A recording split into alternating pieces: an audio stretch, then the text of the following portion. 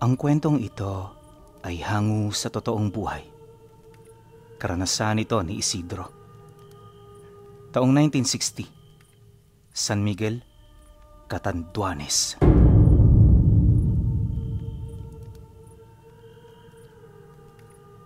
Noong mga panahong ito, nasa edad 40 anyos na si Isidro. Meron na siya noong sariling pamilya at 5 anak na umaasa sa kanya. Matagal na panahon na ring patay ang kanyang mga magulang, kaya naman kapag may problema, mga kapatid at malalapit na kadugulang niya ang nalalapitan nila. Dayo kasi sa lugar na yon ang kanyang asawa, kaya siya lang talaga ang naaasahan sa pamilya nila. Isa pa, tutol dito ang kanyang mga kapatid, kaya naman kahit magkakalapit lang ang kanilang mga tahanan, hindi nagiging madalas ang mga tagpo kung saan masaya silang nagkakasama. Di man sa paninira pero yung tingin nito sa asawa niya ay parabang isang taong may karamdaman na dapat nilang layuan.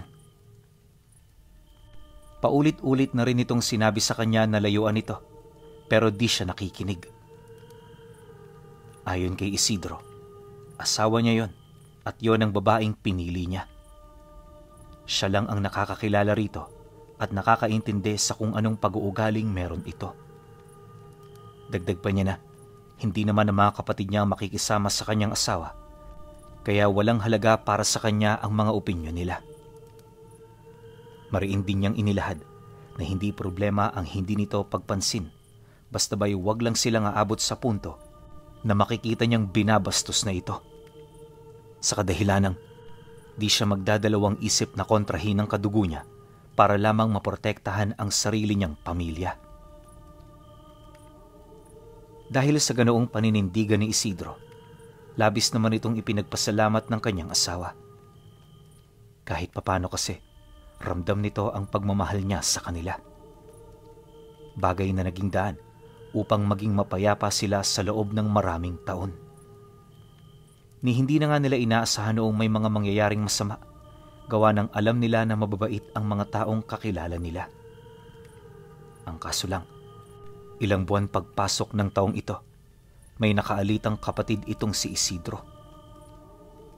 Nag-ugat ang lahat ng yon dahil sa kuno-kuno ng kapatid niya na aswang ang asawa niya. Base sa kwento nito, isang gabi umano nakita nito ang asawa niya na nakatuwad malapit sa pangpang ng ilog na nasa likod lang ng bahay nila. Inakala nito na kung ano lang ang nangyayari rito, kaya naman bago yun lumapit, tinawag niya ito. Ngunit pagsilay ng asawa ni Isidro, agad nitong nasipat ang namumula nitong mga mata. Bigla rin yung umangil, kasabay ng mabilis nitong pagsugod sa kanya. Dahil sa pangyayari, nagpang-abot silang dalawa hanggang sa masapak na ito ng kapatid niya. Bugbog ang inabot ng nilalang na yan, habang yung kapatid naman niya nagtamo ng mga kalmot sa tiyan. At para magkaroon ng matibay na ebidensya ang alegasyon nito, ipinakita nito sa publiko ang malalalim na kalmot na naroon sa may bandang tiyan nito. Inabisuhan din nito si Isidro na palabasin ang kanyang asawa, ngunit sa kasamaang palad di niya ito sinunod. Aminado kasi siyang may mga pasarin ito noong araw na yon, kaya sa oras na lumabas ito, paniguradong pag-iisipan nito ng masama ng lahat. Bagaman may kutob siyang nagsasabi ng totoo ang kanyang kapatid, pinili niya pa ring protektahan ang kanyang sariling pamilya. Kinahapunan matapos ang kanilang naging pag-uusap, maraming tao na ang naghintay sa labas ng bahay. Yung mga kadugo niya, panay na ang pagtawag sa kanya, ngunit hindi niya yun pinakikinggan. Ang nais noong mangyari ni Isidro, kakausapin niya ang mga ito kapag hindi na gaanong karamihan ang mga tao. Pagsapit ng 6:00, nang mapagtanto ng mga kababaryo nila na hindi na siya magpapakita pa, isa-isa na yung nagsialisan. Maya-maya, nang ang mga kapatid na lang niya ang natira, dito na siya naglakas loob na buksan ang pintuan ng bahay nila. Pagsilay naman ng mga ito sa kanya, bigla namang sumigaw ang kapatid niyang nabiktima na nagsasabi ng, "Hoy Isidro! Bakit mo tinatago sa amin ang asawa mo? Ilabas mo yung demonyong yan. At nang makita ng lahat kung sino ba talaga siya. Lakas din ang loob mo no? Pagkatapos mong umalis dito ng napakatagal, babalikan na merong kasamang salot. Hindi na ako magtataka kung pati ikaw at mga anak mo, aswang na rin kagaya niya. Pagkarinig naman niya sa sinabi nito, bigla namang nandilim ang kanyang paningin. Kung nataong hindi niya napigilan ang kanyang sarili, sigurado siya na may nagawa na siyang hindi tama. Mabuti na lang, matindi ang pagtitimping ginawa niya hanggang sa unti-unti nawala ang nararamdaman niyang galit. Pagbaling niya rito ng tingin, mahinahon naman siyang sumagot dito ng, "Kung makapagsalita ka, parang hindi mo kami kapamilya. Nakakalimutan mo na yata na puro bata yung sinasabihan mo ng kung ano-ano. Dugo mo rin ang nananalitay sa kanila. At kung inaakala mong kahihiyan lang namin ito, aba, damay ka rin dito. Kaya sa halip na mag-iskandalo ka dyan, bakit hindi natin ito pag-usapan ng maayos at kalmado? Lahat naman nadadala sa maayos na pag-uusap, di ba?" Nang marinig naman ito ng kanyang kapatid, sa halip na sumang-ayon ito, nagmatigas pa yon. Ayon dito, baliwala ang mga sinasabi ni Isidro sa kanya dahil hindi yun sapat para makumbinsi siya. Mariin din itong inilahad na walang kamag-anak ang magtatangkang patayin ang kadugo nito. At marahil kaya yung ginawa ng kanyang asawa ay dahil wala na ito sa tamang pag-iisip. "Tontonan mo kami sa drama mong yan. Dati pa namin sinasabi sa'yo, hindi magandang nararamdaman namin sa asawa mo. Tingnan mo, nagkamali ba kami sa aming kutob? At kung iisipin, ikaw lang naman na nagpapahirap sa sitwasyon ngayon. Kung talagang walang tinatago ang asawa mo, mas mabuting iharap niyo siya sa amin." Wika ng kapatid niya pagkatapos nitong magpaliwanag ng kanyang panig. Ngunit nang marinig ito ni Isidro, mariin niyang inilahad na hindi pa ito ang tamang panahon. Dagdag pa niya na takot ang kanyang asawa kaya hindi niya ito pwedeng iharap sa mga kapatid niya. Nabanggit din niya na dahil sa iskandalong ginawa ng mga ito, halos wala na yung muka na may iharap sa kanila. Akala niya na sa pamamagitan ng ganoong paliwanag malilinawan ang kanyang mga kapatid, pero pagkatapos niya itong mailahad, laking gulat na lamang niya nang bigla itong sumagot ng, "Palusot lang niya yan, para maitago ang mga pasa niya sa muka. Kahit anong sabihin mo, alam ko na ang lahat. At kung hindi mo yan isusuko sa amin ng maayos, kami ang gagawa ng paraan para mapalayas yan dito ng sapilitan. Nakadepende na lang lahat sa'yo kung sasama ka o iiwan mo siya alang-alang sa mga anak ninyo." Dahil sa sinabi nito, doon na niya hindi napigilan ang kanyang sarili. Walang sabi-sabi, bigla niya itong sinunggaban hanggang sa magpang-abot na silang dalawa. Gustong-gusto niya itong patayin noong mga oras na yon. Mabuti na lang talaga napigilan sila ng mga kapatid niya. Ilang minuto pa ang lumipas. Panay na ang ginawa nitong pagsisigaw na kaagad na pumukaw sa atensyon ng mga tao.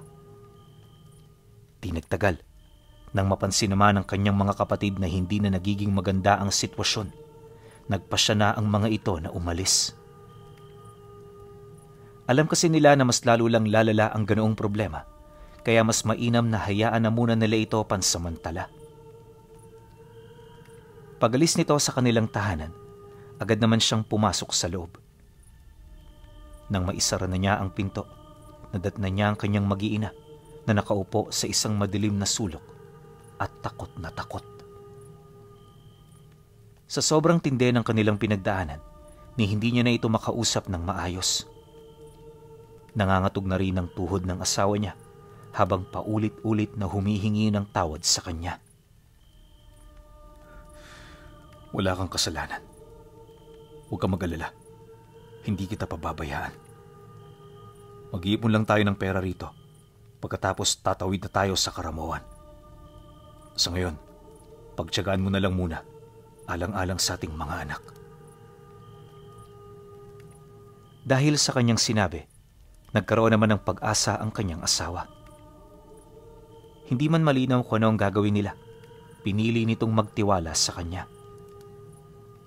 Ayon kay Isidro, alam naman niyang may lahing aswang ito, pero hindi siya kumbinsido sa sumbong ng kanyang kapatid. Bukod kasi sa nakapagpaliwanag na ito, alam din niya na wala itong balak na pumatay ng tao. Gawa ng unang-una, karne ng hayop lang naman ang kinakain nito. Nabanggit din niya na kaya ito sinunda ng asawa niya ay dahil sa kagustuhan itong magpaliwanag, bagay na hindi naman kaagad na unawaan ng kanyang kapatid. Ilang araw ang dumaan, naging mailap sila sa lahat ng tao. Bibihira nga noon lumabas ang mag-iina niya, pero may mga naririnig pa rin silang mga paninira. At ang mas masakla pa sa lahat, kahit sa kabila ng kanilang mga pagmamakaawa, tila bang hindi pa rin sila nilulubayan ng mga kadugo niya. Bawat isa sa mga ito, nagmamalabis na makaharap ang kanyang asawa. May mga pagkakataon na dinoong pasimple itong pumapanhik sa bahay nila na animoy mga magnanakaw. Dahil sa ganoong sitwasyon, mas lalo namang uminit ang dugo niya sa mga ito. Gustong-gusto niya na yung pagsusuntukin, pero paulit-ulit siyang pinapaalalahanan ng asawa niya. Ayon dito, hindi niya kailangang maging marahas kagaya ng kanyang mga kapatid dahil kung ito ay gagawin niya, wala na siyang pinagkaiba sa kanila. Mariin din itong inilahad na bilang nakakaunawa, mas mainam na intindihin na lamang nila ang mga bagay-bagay. Paulit-ulit itong ipinapaalala ng kanyang asawa, kaya naman kahit papaano, napapakalma siya nito. Dagdag pa ni Isidro na, sa kabila ng lahat ng iyon, di niya maisip na maghiganti. Kahit papaano kasi, may kasalanan din naman sila, kaya naman ang nais niya, palipasin at kalimutan na lamang ang lahat. Patuloy lang siyang nagbabakasakali, na balang araw babalik din sa dati ang kanilang pakikitungo sa bawat isa. Subalit ang araw na yon ay sa kasamaang palad, hindi na dumating pa. Makalipas lang kasi ang ilang buwan, nang medyo humupa na ang mga nangyayari, bigla na lamang silang pinasok ng mga estranghero sa loob ng bahay sa kasagsagan ng gabi. Agad nitong hinanap ang kanyang asawa at nung makita na nila ito, walang habas nila itong dinarag papalabas ng bahay. Pilit pa noong nagpupumiglas ang asawa niya habang humihingi ng tulong, pero wala na rin itong nagawa dahil sa dami ng mga taong nagtutulong-tulong sa kanya. Matapos ang pangyayari, agad naman niya yung pinuntahan, subalit maging siya man hindi nito pinakitaan ng awa. Binalaan din siya ng mga ito na kung sakaling makikialam siya, may posibilidad na madamay sila at ng mga anak niya. Ngunit nang marinig naman yun ni Isidro, hindi siya nagpatinag. Walang sabi-sabi, kumuha siya ng malaking kawayan tsaka pinaghahampalos ang mga ito. Hindi na rin niya inisip kung sino ang kanyang matatamaan dahil lang nasa isip niya, mailigtas ang kanyang asawa. Ngunit bago pa man niya ito magawa, bigla itong sinilaban ng sulo ng isa sa mga lalaking humahawak dito. Agad na kumapit ang apoy sa katawan ng asawa niya, kaya naman sa loob lang ng ilang segundo, nagsisisigaw na ito habang mabilis na kumakaripas ng takbo papalayo. Pagsilay naman ng mga tao sa nangyari, dito na nila hinayaan ang nilalang na kalaunay na wala rin naman sa kanilang mga paningin. Pagsilay naman niya sa mga nangyari, imbis na tulungan ng asawa niya, hindi niya tinantanan yung lalaking nakita niyang dahilan ng pagsilab ng katawan nito. Gustong-gusto niya na itong paslangin, ngunit puhat sa pangingialam ng iba, nabigo siya. At sa halip na tulungan siyang mapakalma, pinagkaisahan siya ng mga ito hanggang sa wala na rin siyang nagawa. Dala ng matinding pinsalang kanyang natamo, agad siyang nawala ng malay. At pagmulat niya, napansin niyang umaga na pala at kasalukuyan na siyang nasa loob ng bahay nila. Kasama niya na noon ang kanyang mga anak na walang patid na pahikbing umiiyak. Pagsilay naman niya sa mga ito, dali-dali niya yung tinanong kung nasaan na ang kanilang ina. Subalit nang marinig ito ng mga bata, mariing din itong inilahad na hindi na nila ito mahanap pa. Base sa kwento ng panganay niyang anak, sinubukan nilang sundan ang kanilang ina sa gubat, ang kaso lang dahil sa sobrang dilim, hindi na nila yon nasilayan. Sakto ring nawala ang apoy sa katawan nito. Wala rin silang nakitang kahit na anong bakas sa paligid, kaya imbis na ipagpatuloy pa ang paghahanap, minabuti na lamang nilang bumalik. Matapos nun, buong magdamag na siya nitong binantayan. Alam kasi ng mga ito na nasa panganib din ang kanyang kalagayan, kaya naman labis-labis ang pag-aalala sa kanya ng mga anak niya. Nang marinig naman niya ang tungkol dito, abot langit ang kanyang naging pasasalamat. Hindi niya kasi sukat akalain na nag-aalala rin pala ito sa kanya ng gusto. Matapos ang kanilang pag-uusap, agad naman niyang inilahad sa mga ito na umiwas sa mga tao. Hanggat maaari, wala silang papapasukin sa loob ng bahay at wala silang sasagutin sa bawat tanong ng mga taong mapapadaan sa lugar nila. Panatilihin din nilang nakasarado ang tahanan hanggang sa siya ay makabalik na. Dahil sa kanyang sinabi, agad namang nagtanong ang kanyang panganay. Medyo nag-aalala na rin kasi ito, buhat sa dami ng mga hindi inaasahang pangyayari. Tay, bakit ho? Saan na naman ho ba kayo pupunta? Tsaka, hindi ba mas maganda kung mananatili na lang kayo rito kasama namin? Kung talagang buhay pa si inay, alam ko hong babalik din yun sa atin. Nang marinig niya ang sinabi nito, inilahad niya ang mga bagay na nais niyang mangyari. Anak, kung maghihintay lang tayo rito, wala yung kasiguraduhan. Tsaka isa pa, hindi ba na mas maganda na hanapin ko siya kaysa wala tayong gawin? Malay mo, hinihintay din niya ako. Ayoko manatili rito at magbakas sakali para sa kanyang pagbalik.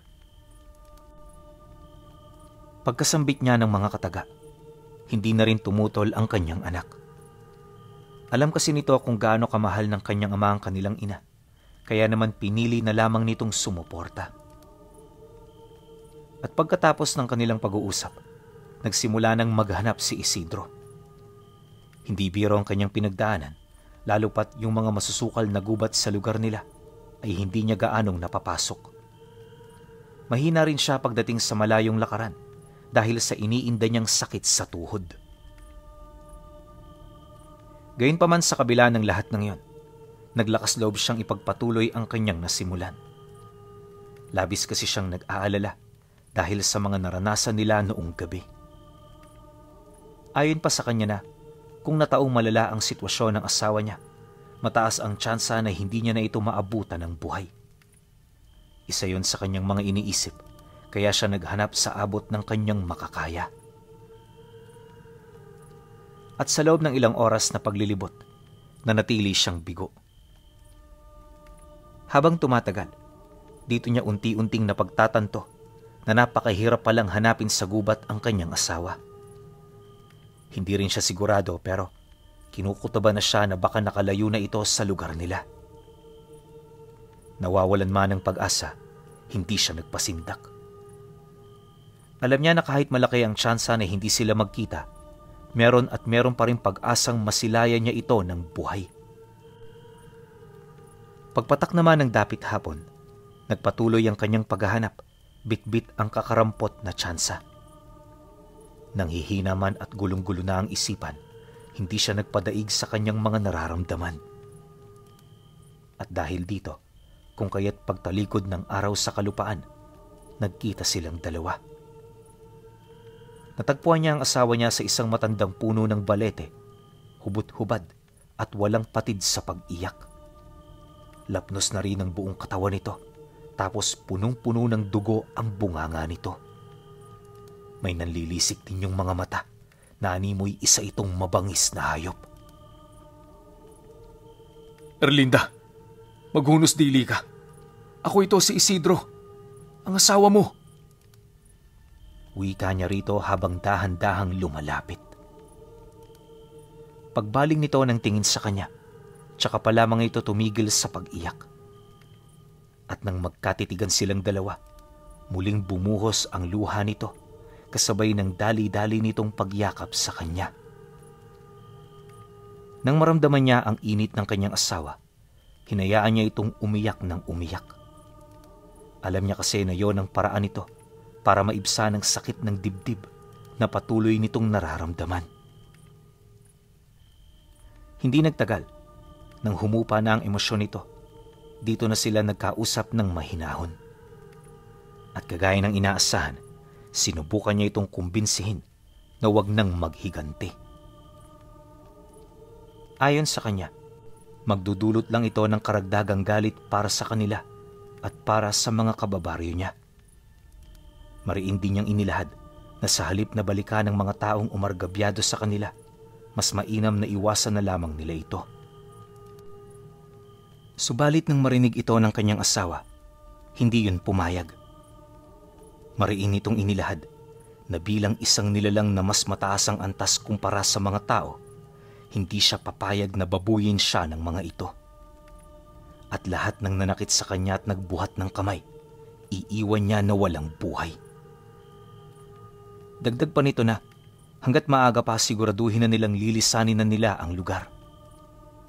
Humingi na rin yun ng tawad sa kanya ukol sa mga gagawin nito sa kanyang mga kapatid. Huwag kang malungkot para sa kanila, mahal, sapagkat kailan may hindi ka nila sinuportahan. Kapatid mo sila sa dugo, ngunit ni minsan di ka nila tiningnan na kaisa nila. Dapat lang sa kanila na parusahan dahil lahat sila ay masasama. Pagkatapos nitong magsalita, agad siya nitong inutusan na umuwi. Sasagot pa sana siya pero sa kasamaang palad ni hindi na rin niya ito nagawa buhat sa naging paninindak nito sa kanya. Ilang araw ang lumipas pagkatapos ng kanilang tagpo. Kagaya ng pangako ng asawa niya, nagsimula ng sumiklab ang kaguluhan sa kanilang lugar. Gabi-gabi merong inaatake at nawawala, kaya naman marami na sa kanilang mga kababaryo ang nagdesisyong magbantay upang maprotektahan ang kanilang pamilya. Nabalitaan na rin niya noong mga oras na yon na nagkasakit na ng malubha ang mga kapatid niya na siyang naunang nagpasimula ng gulo. At kahit gustuhin man niyang puntahan ang mga ito, alam niyang masyado na itong imposible buhat sa dami ng taong nagkaroon ng lihim na galit sa kanila. Ayon sa kanya, na ang tanging naging pagkakamali niya lang noon ay yung hindi niya pagsunod sa kanyang asawa na umalis sa lugar na yon. Mas pinili niya kasing makapag-ipon. Kaya naman ang mapagtanto ng mga taga-baryo ang pinagmula ng mga kaguluhan na baling sa kanilang mag-ama ang sisi ng mga ito. At kahit anong gawin niyang pagpapaliwanag, sadyang hindi ito sapat. Dumating na rin sa puntong palagi na siya nitong dinadayo sa bahay nila at walang patid na sinisindak. Akala niya mananatili lang yung ganon, pero sa kasamaang palad, habang lumilipas ang mga araw, mas lalong tumitindi ang mga pangyayari. Kung kani-kanino na rin siya dumulog para humingi ng tulong, ngunit walang naglakas ng loob na pagbigyan ang kanyang mga kahilingan. Dahil dito, napagtanto ni Isidro na kinakailangan na nilang umalis. Ang kaso lang, huling gabi bago sila lumayas sa lugar, dinayo sila ng mga taga-baryo. May daladalang sulo ang mga ito, tapos armado yon ng mga itak. Pagdating nito sa harapan ng kanyang bahay, bigla sila nitong pinagsisisigawan na lumabas. Pananakot pa ng mga ito, susunugin nila ang tahanan niya kung hindi niya ito papaunlakan. Nang marinig naman yon ni Isidro, kahit gulong-gulong kanyang isipan, pinili niyang lumabas. Iniwan na muna niya sa loob ang mga bata para naman kahit papaano hindi ito makakita ng karahasan. At sa pagharap niya sa mga ito, Mahinahon niya itong tinanong kung ano ang kanilang mga kasalanan. Inilahad din niya na wala siyang ideya sa mga nangyayari, kaya wala itong karapatan na idamay sila sa mga kaguluhan. Dagdag pa niya na, kung kagagawan man yon ng kanyang asawa, hindi niya na ito kontrolado. Nasisiguro niya na nagalit lang din ang mga ito dahil sa ginawa ng mga kababaryo niya sa kanila. Matapos naman niya yung mailahad, matyaga siyang naghintay ng sagot. Alam niya na dahil sa kanyang sinabi, naliwanagan ang mga ito. Ngunit sa kasamaang palad, tila bang hindi umayon sa kanya ang panahon. Imbis kasi na maintindihan siya ng mga ito, itinuring pa siya nitong kasabwat sa kaguluhang nangyayari. At sa sobrang galit ng mga ito, hindi na ito nagdalawang isip pa na tapunan ng mga sulo ang bubong ng bahay nila. Pinagbababato na rin siya ng iilang mga nakiusyoso, kaya wala na siyang nagawa noon kundi ang tumakbo patungo sa likurang bahagi ng bahay. Pagdaan niya sa kanyang mga anak, agad naman niya yung inabisuhan na sumunod sa kanya. Halos ilang minuto lang noon nang lumipas, nang tuluyan ng lamunin ng apoy ang bahay nila. Maliban sa kanilang mga sarili, wala na sila noong ibang naisalba. Nakakalungkot man ang pangyayaring yon, hindi nila ito pinagtuunan ng pansin. Mas pinili nilang tumakas na muna bago manghinayang sa mga bagay na nawala sa kanila. Alam kasi noon ni Isidro na hindi titigil ang kanilang mga kababaryo hanggat hindi sila napapatay. Marahil kaya nila yon ginagawa ay dahil sa naisip nila na yon ang pinakamagandang ganti sa asawa niya. Subalit lingid sa kanilang kaalaman na sa oras na sinaktan nila ang mag-aama, mas lalo lang titindi ang nangyayaring karahasan. Kalahating oras pa ang lumipas. Nakalayo na sila ng bahay. Di man nila alam kung aling direksyon ang kanilang tinatahak, matatag nila itong ipinagpatuloy sa paniniwalang ito ang daan nila patungong kaligtasan. Hindi nagtagal. Nang mapansin naman niyang hindi na sila nasusundan ng mga ito, agad siyang humanap ng lugar na pwede nilang mapagtaguan. Batid niya kasi na pagod na rin ang kanyang mga anak, kaya naman inuna na muna niyang magpahinga. Maya-maya pa, nang makahanap na sila ng pwesto, dali-dali sila roong nagsikumpulan habang tahimik na nagmamasid sa paligid. Walang nangyaring pag-uusap sa kanila, buhat sa takot na baka merong mga taga-baryong nakabuntot. Awa naman ng Diyos, pagkaraan ng isang oras, wala silang nakitang dumaan. Dahil dito, unti-unti namang napanatag ang kanyang isip. Alam niya na imposible na silang mahanap sa ganoong lugar, ngunit nang akmang magpapahinga na sila, doon nila nakita ang grupo ng mga kalalakihan na papalapit. May daladalang mahabang sundang ang mga ito, habang nakikipag-usap sa kanilang mga kasamahan. At ayon sa kanilang mga narinig, tila bang nakapagdesisyon na ang mga ito na sila'y ubusin sa sandaling tuluyan na sila nitong mahanap. Nang marinig naman niya ang sinabi ng grupo, agad siyang humanap ng daan para makalayo doon ng hindi natutunugan. Ang problema lang, kahit saan man siya tumingin, alam niya na makikita siya ng mga ito sa sandaling sila ay kumilos. At sa puntong yon, dito niya na unti-unting napagtatanto na nasukol na sila ng mga anak niya. Mahirap mang isipin pero nasisiguro niya na sa mga oras na yon, tanging pakikipaglaban na lamang sa mga ito ang paraan upang sila'y mabuhay. Walang sabi-sabi. Bigla naman siyang kumuha ng mga tipak ng bato sa paligid. Inabisuhan na rin niya ang kanyang mga anak na magtago sa puno upang sila'y makaligtas habang kinukuha niya ang atensyon ng mga ito. Mariin din niyang inilahad na anuman ang mangyari sa kanya, huwag silang lalabas para magbigay ng tulong. Tingnan lang nila ito at tanggapin ng lahat ng masasakit na pangyayaring kanilang masisilayan. Ayon sa kanya pinuno, kahit wala pa noong nangyayari, tanggap na talaga niyang mamamatay na siya. Ngunit paglabas niya sa kanyang pinagtataguan, Sa hindi inaasahang pagkakataon, bigla na lamang nagpakita ang kanyang asawa. Bumungad ito sa kanya na halos ibang-iba na ang itsura, kaya naman hindi niya maiwasang magtaka at magulat.